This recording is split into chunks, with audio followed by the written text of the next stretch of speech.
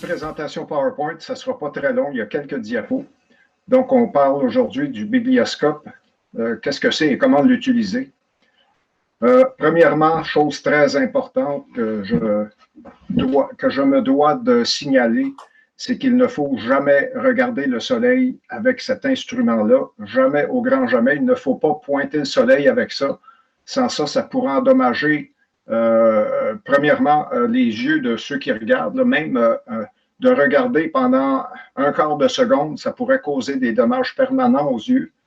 Et ça pourrait endommager sérieusement l'instrument aussi. Alors, il faut toujours faire attention de toujours souligner ça à tout le monde. Il ne faut jamais pointer vers le soleil.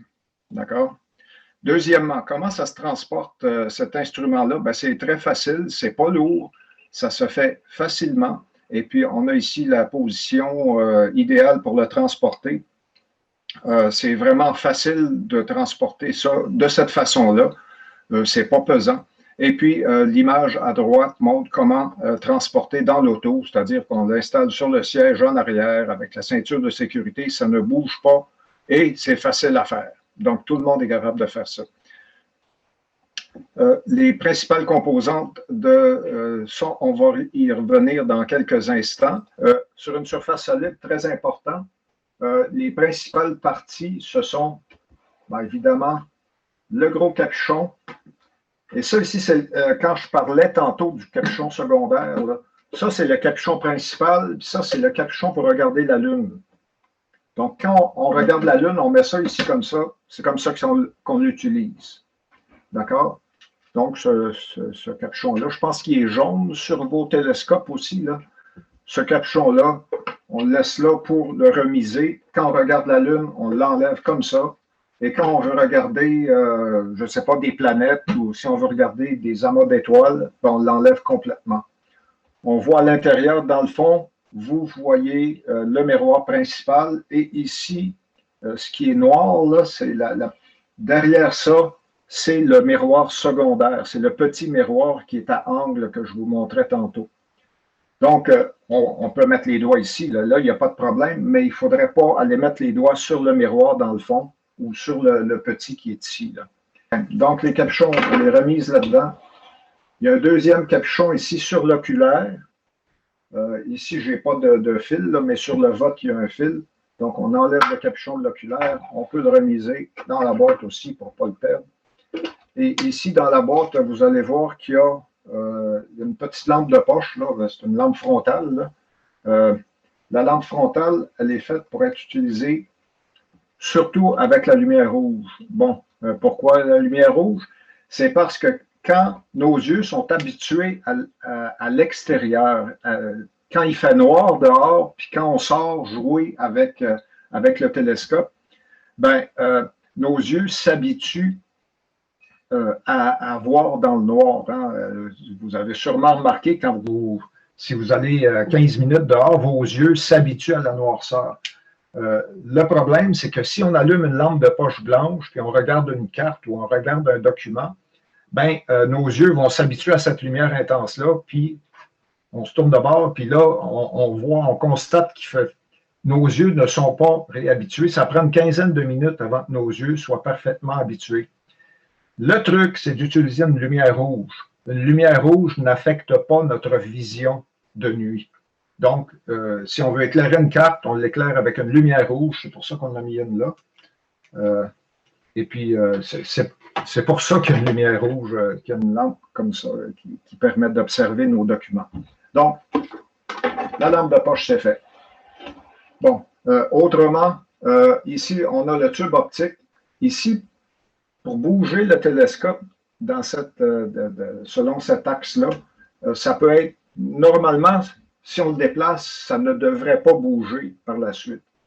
Si jamais il y a un problème, c'est cette manette-là ici qui peut être vissée ou dévissée. C'est ce qui permet de réduire la tension. Là, vous voyez que là, ça bouge trop vite. Là. Donc, la tension n'est pas assez forte. On peut refaire la tension et ça marche.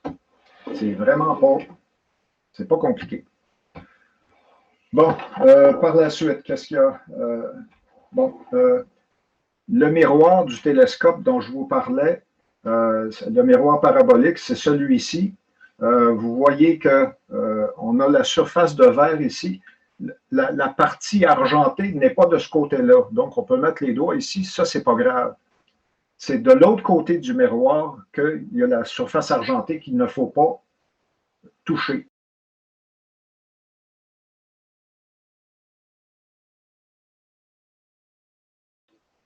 Ça, c'est fait. Ça, c'est fait. Pour la base du télescope, il n'y a rien à faire. Là, il y a un gros boulon ici, là, vous voyez, mais ça, il ne devrait pas y avoir à toucher ça.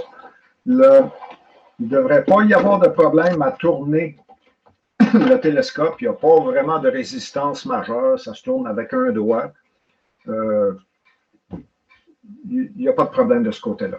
Bon, on peut regarder plus en détail. Je vais essayer d'approcher la caméra là, pour que vous puissiez voir comme il faut. Bon, ici, c'est le viseur. Donc, le viseur, c'est marqué fermer ou éteindre le viseur après l'utilisation. Il y a le bouton pour l'allumer et pour l'éteindre est ici. Vous voyez,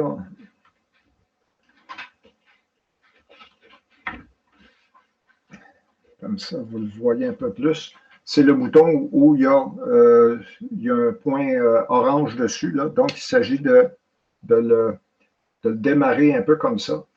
Et puis, à l'intérieur, il y a une batterie. Et puis, si on se place maintenant de ce côté-là, si je me déplace comme ça, et je viens mettre mon œil, si je viens mettre mon œil ici, je vais voir au travers, dans cette partie-là, ici, là, je vais voir qu'il y a un point rouge qui est apparu. Donc, c'est une espèce de petit miroir de demi-teint. C'est un miroir semi-transparent.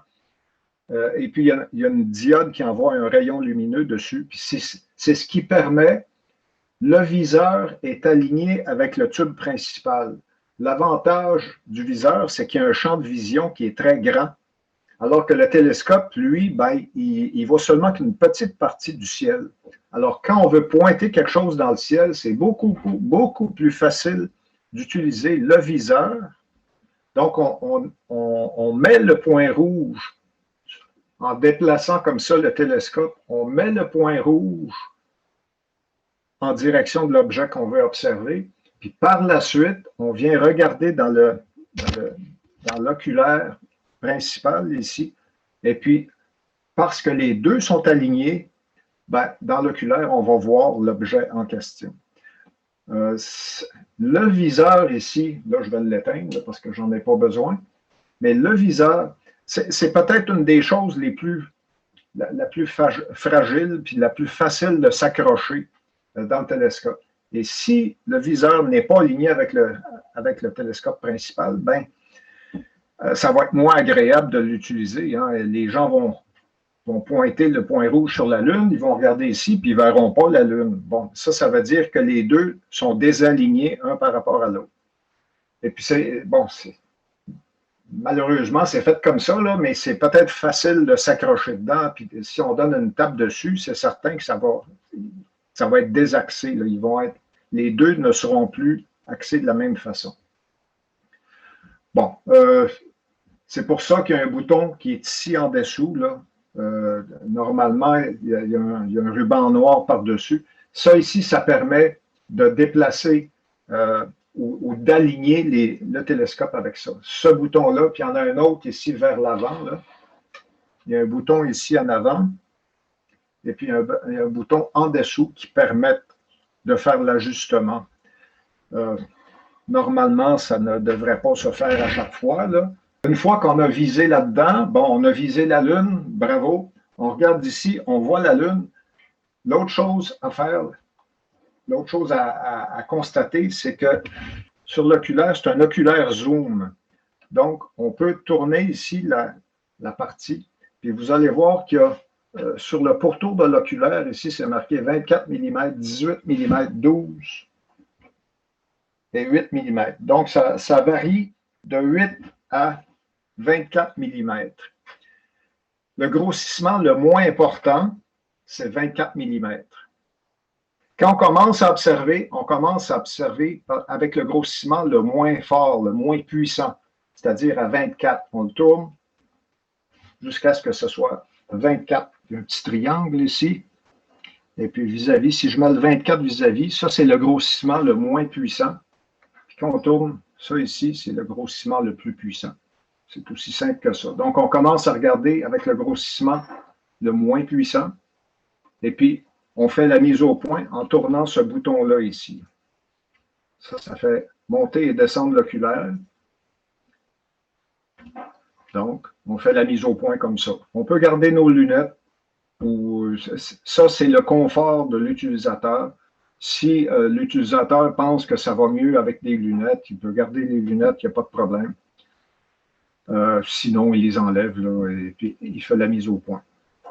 Mais vous voyez ça ici, c'est une des seules choses que l'utilisateur devrait bouger, là.